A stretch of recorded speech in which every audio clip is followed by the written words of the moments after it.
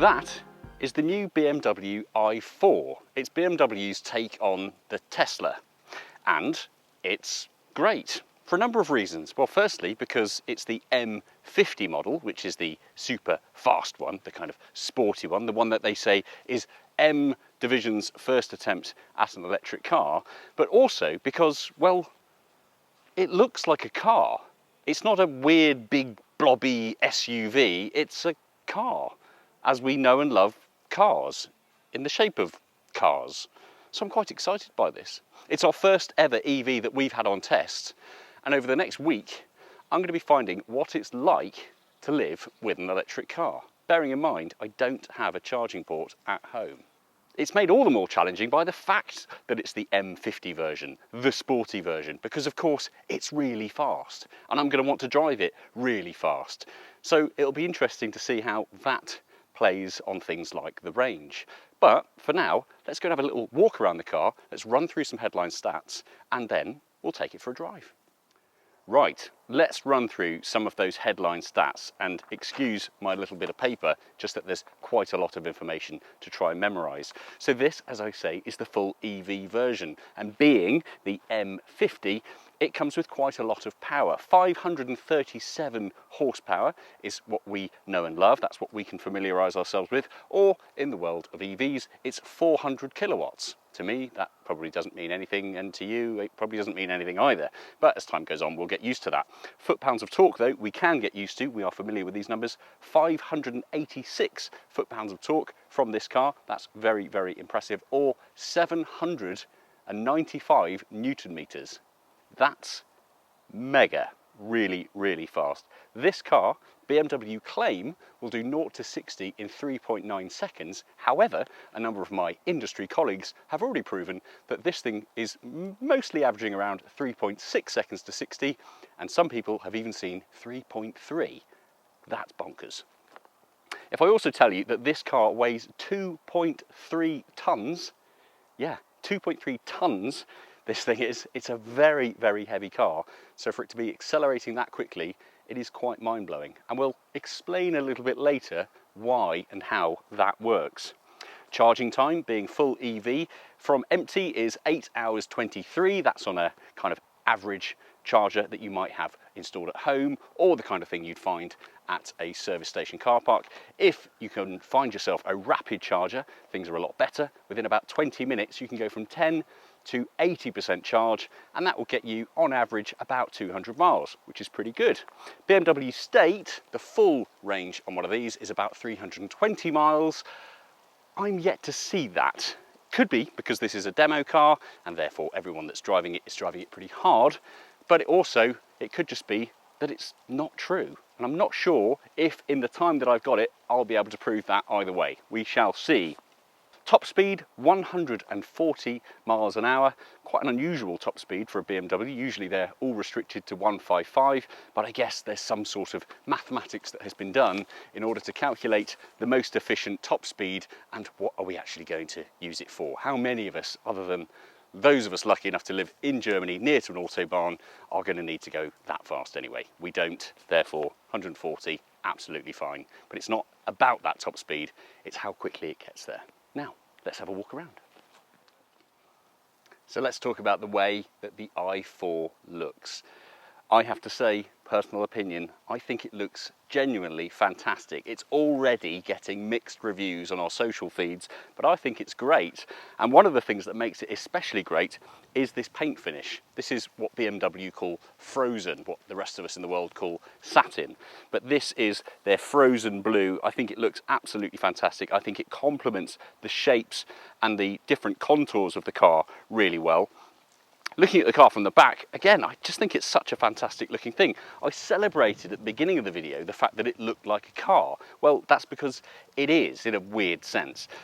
The car itself, what BMW have done is slightly different to what everybody else making EVs is doing. Rather than building what they call a skateboard platform, which is effectively one platform with lots of different car shapes on top, what BMW have done here with the i4 is taken the existing 3 Series and turned that into an electric car.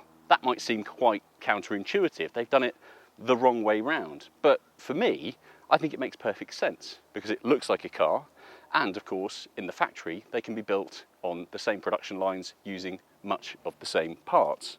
I'm going to be one of those annoying motorsport journalist people that says, do you know what, the grills have actually grown on me. Well, they have.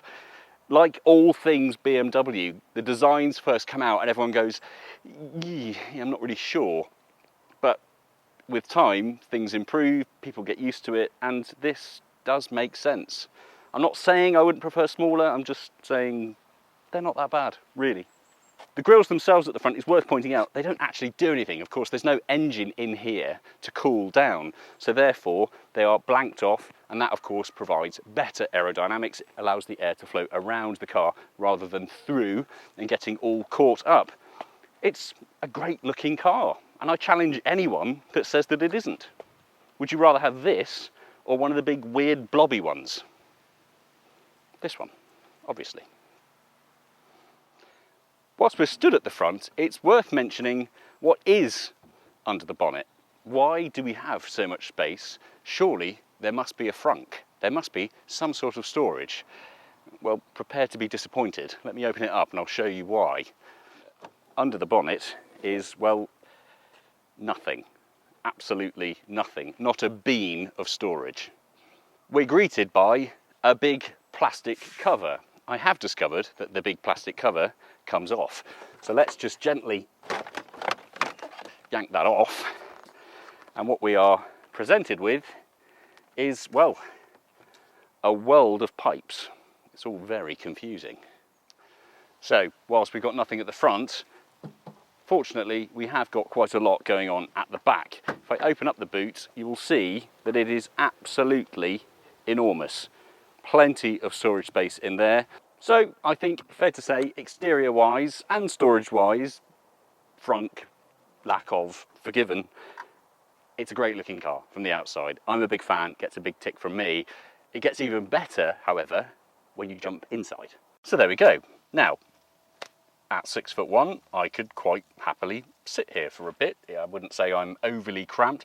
The only thing I would say is perhaps with the door closed, if you were on a particularly long journey and you had the choice of sitting in the front seat, you probably would want to opt for the front seat. The only reason for that is because the sloping roof, it's done for aerodynamics on the outside of the car. It does mean that in the back here, it is a little bit dark and small, but could I live with it? Yes. Am I comfortable? Yes. Would I complain about it on a long journey? No.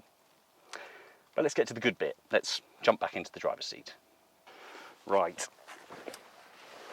Back in the business end. Now, this being a BMW product means that it is just such a lovely place to be. I paid reference earlier to the other big electrical car brand, the American one, the one beginning with T, and if you've been fortunate enough to have a play around in a variance of EVs, then you'll know that, well, Teslas, they're not that good inside. BMW have been a car manufacturer for years and years, and as a result, the interior is wonderful. And of course, being based on the 3 Series, it means you get all the perks of the 3 Series. You get this beautiful big one-piece screen, which is now making its way into all new BMW models. It is absolutely fantastic. It's so intuitive as well. Everything you control here through this one big panel screen. You've got all the driving information you'd want to see in front of you, and you've got all the luxuries, things like satellite navigation, stereo, all those sort of gubbins, including air conditioning, all done here on that side of the screen. Other luxuries in here are things like the Harman Kardon sound system. It's going to be difficult for me to prove how good that is, of course, in a video like this, but you are just going to have to take my word for it. It is superb, and dare I say it, as a real, genuine, self-confessed audiophile, it might be one of the best car sound systems I've enjoyed so far. Certainly the best Harman Kardon system I've heard in a BMW. Very, very, very impressive. And of course, consider there's no engine noise. So as you're driving along, the job of an EV to produce a good sound system is made all the more difficult because, of course, there's nothing to mask. You've got things like road noise to worry about, wind noise to worry about, other traffic, rain on the windscreen becomes very prominent in an EV. And what they've managed to do is make this cabin so quiet and make that sound system so good, it's just joyous. We've walked around it, we've had a look in the boots, we've had a look in the back, and now we're sat in the front. I think it's only fair that we go for a little drive and we start by showing you this thing's party trick, the acceleration.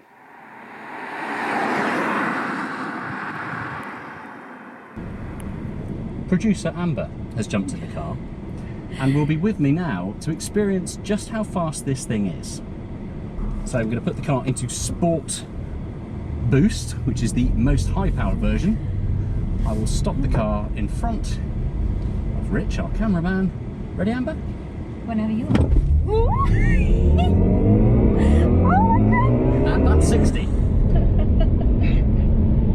told you what would happen. Oh gosh. I thought rather than give you some warning, we just do it. So let's talk about the way that this thing drives. I mentioned in the opening of our video that this car weighs 2.2 tons, 2,200 kilos. It's an incredibly heavy thing.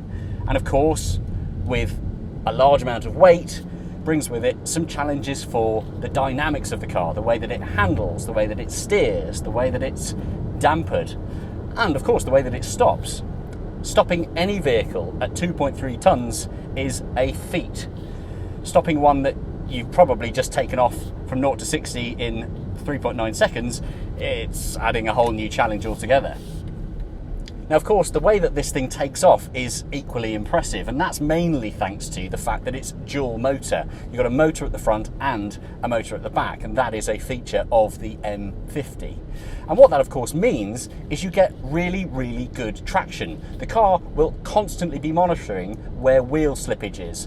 If it thinks it's losing grip at the back, it'll send a bit more power to the front. Vice versa. If it thinks it's losing grip at the front, it sends power to the back. So what happens is you get this faultless acceleration, pure torque. 100% of the power that's being delivered from the electric motor is being put down onto the ground, and that results in really, really fast acceleration. It's quite an impressive thing, really.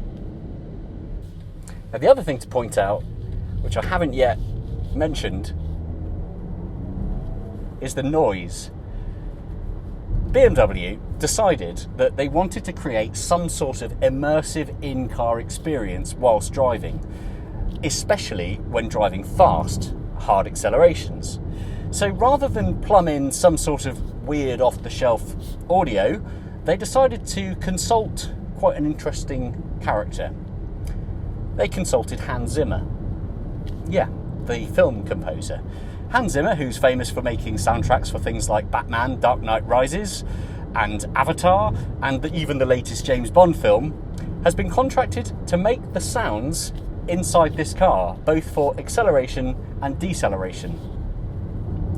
I'll try my best to demonstrate that to you now by putting it into sport mode.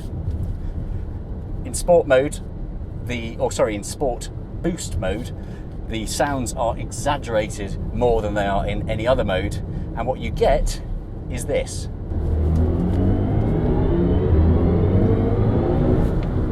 And then on braking,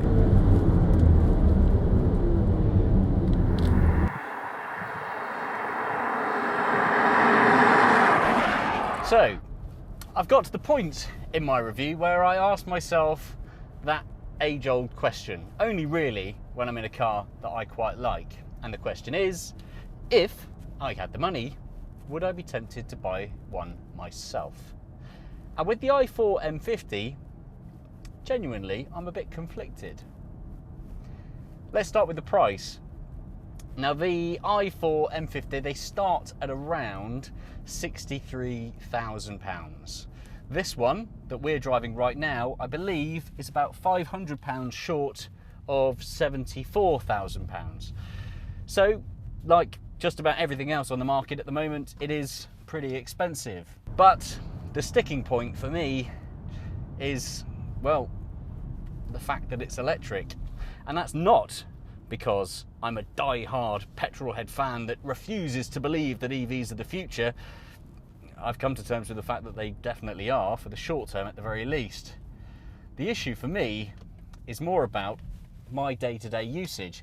As I said at the start of this video, what I don't have at home is anywhere to plug this thing in. I live in an apartment complex, we have our own car park, but we don't have the facility for plugging in cars. So for me, I'm reliant on the infrastructure of car chargers here in the UK.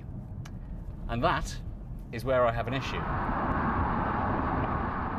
BMW claim that the i4 M50 has a potential full range of 320 miles. I haven't seen that. I haven't seen anything close to that. Now, I was lucky a couple of days ago, whilst driving around, I found a super fast charger in the town of Milton Keynes, and I was heading home. So I thought what I'd do was give myself a bit of an experiment, almost like a proper motoring journalist here, plug the car in, fully charge it, and then drive home to see how the range was affected. The charge cost me about £30. It was a 100 kilowatt charge point, and I thought at the point of plugging in, this will be it. This is where I find out that EVs work. Well, I plugged in, I paid my £30. It only took an hour or so to get from 20% to 100%, but what I was rewarded with was a range of 186 miles. Now again, I know the skeptics are already jumping in the comment section, writing their replies. Yes, I know. The true range is dependent on how the car is driven, just like in a petrol or a diesel car. If you have been hooliganing around in your petrol car, then go to a petrol station and brim the tank, chances are the range won't be quite as rewarding as you might hope, because of course the car still assumes you're going to be hooliganing around when you leave the petrol station. And so, when I decided to leave Milton Keynes with my 100% charge, albeit with 186 miles, I decided to do a little test. It was 55 miles to get home from Milton Keynes, and I decided what I would do is drive the car back in the most eco-friendly way possible. I put the car into Eco Pro, I put the gear selector into regen mode, meaning you drive with one pedal. As soon as you lift off, that then regens power back into the batteries, and I kept the usage of electrical items to an absolute minimum as well. The only two things I used was the assisted cruise control and air conditioning, and I hope you'll forgive me for using air conditioning. After all, it was 35 degrees. But on the drive home, what happened was actually quite interesting. The 55-mile journey had been absorbed by the car, and by the time I got home, the regen was so efficient that I actually had a range of 200 miles to go after I got home. Meaning the car had very quickly figured out that because of my environmentally friendly driving, I was rewarded with far more range. But would I want to be doing that on a daily basis? No. I'd need to know that my car could do a far better range without that luxury of being able to plug it in at home. And for that reason, for me, I feel like an e-hybrid or a plug-in hybrid is still the best way to go. And that would be my consumer advice. If you, like me, like the idea of an EV, but don't have anywhere to plug it in at home, then chances are, if you're dependent on your car and last-minute sporadic long journeys, EVs might not be for you just yet. So does that put me off entirely? Does that sway me away from being an EV convert? No, not really.